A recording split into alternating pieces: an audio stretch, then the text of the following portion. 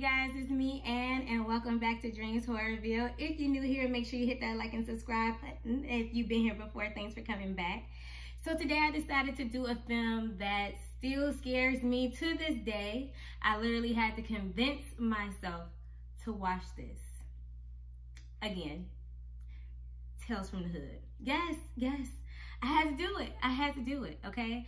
Tales from the Hood is everything that we need right now. Not part 2, part 1. So let's jump right into the review. Okay, this takes place in Los Angeles. It's 3 guys who decide to go and meet up at a funeral home with a mortician that said he found the shit, which means drugs. I hope I don't get demonetized. But anywho, so they go to this funeral home and looking for drugs and whatnot, but they had no idea that they were going to be in for a very rude awakening.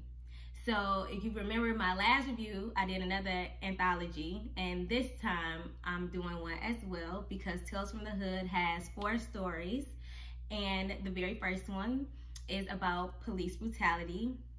The second one is about child abuse and domestic violence. The third one is about a racist politician. Sounds familiar. And the last one is a man who could possibly be forgiven and receive some redemption. So, you know, one thing that I really liked about this film is that it used a lot of familiar Black actors.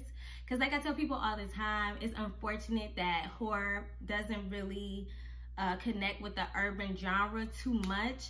I feel like this movie was ahead of its time, and it would have been really nice if they could have maybe put that out maybe the early 2000s. I think the 90s, it was important as well too, because those things were really happening at that time, and it's so sad that they are still happening now. I really enjoyed the soundtrack to this film. The music was very scary. I enjoyed the cinematography. I enjoyed the acting. I enjoyed the plot twist. This movie for me is an overall 10 out of 10. Now, it's also a comedy. I will say I don't think that this film is for children. I think that this film should be for maybe 14 and up, simply because this is a scary movie, okay? Especially the first one about police brutality. That one, all of these short stories honestly scared the mess out of me, but that one in particular, I saw this movie when I was a kid and it had me messed up, okay? This was the first film that made me sleep with the lights on.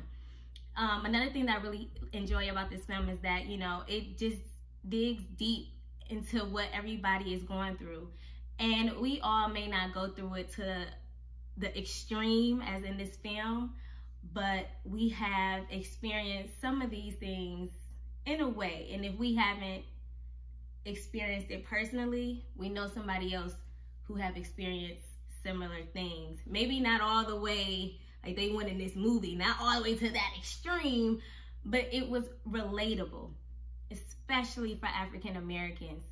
I highly suggest that you guys watch this film. I really wanted to include like pictures and clips, but I really don't want to give away the movie too much, because I feel like if I go into details, I'm gonna definitely give the movie away.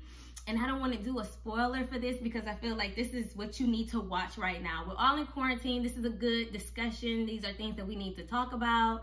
These are things that are very important, and these are things that are happening to this day. I appreciate that the director in this film is also featured in the child abuse short horror film in this movie. He has the dreads, he's the teacher, and he directed this as well, which I thought was really, really dope. Some of my favorite scenes is the mortician. I honestly feel like he is one of my favorite people in this movie. I just love the comedy. It was just everything that a horror film needs. It takes you through a roller coaster of emotions. You know, one minute you're laughing, and the next minute you're brought to tears, and the next minute you're like, I can't watch this, and then the next minute you're like, oh my God, like this is just doing a lot. So this movie gives me everything that I feel like a horror film is supposed to have. Like I said, these actors in this film, actors and actresses, are very familiar within the African American community. I love how they had my dude from Poetic Justice, my dude from The Wood, my dude from the Players Club, my homegirl from, you know what? She was in Friday. She was in Friday. Like, you know, like I said, this movie has so many bomb actors and actresses in this, and I love this film. I give it an overall 10 out of 10, and I highly suggest that you watch it. It is worth the rent if it's like $5, you know, on Amazon, or actually I think it's on YouTube. I will include the link below so you guys can check that out for yourself. Like I said, I had to bring myself to watch it yesterday because I'm just like, ooh, look, nigglets. I love the nigglets, okay? And that one is on the racist politician. Those little nigglets. Am I wrong to think they were kind of cute? Oh my God. No, okay, I'm sorry. Overall, I highly suggest that you watch this film. Let me know what you think about it. Let me know what you take from it. And, you know, thanks for coming back. Make sure you like and subscribe. And below, I'm going to have a few links so you can follow me on my social medias. Sign up for my Patreon as well, because more content behind the scenes and videos are on there as well that will never make it to my actual channel. So with that being said, I appreciate you guys so much. Make sure you like and subscribe and stay tuned because another review is coming back soon. Bye.